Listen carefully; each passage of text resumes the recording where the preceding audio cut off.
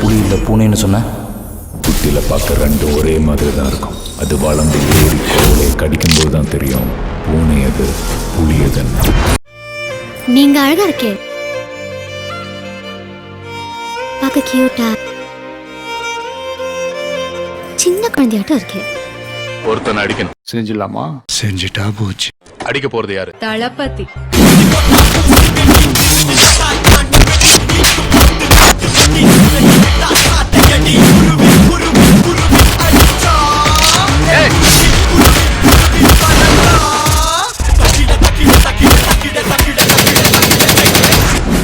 இப்போ எங்க இருக்காம? He is at the peak.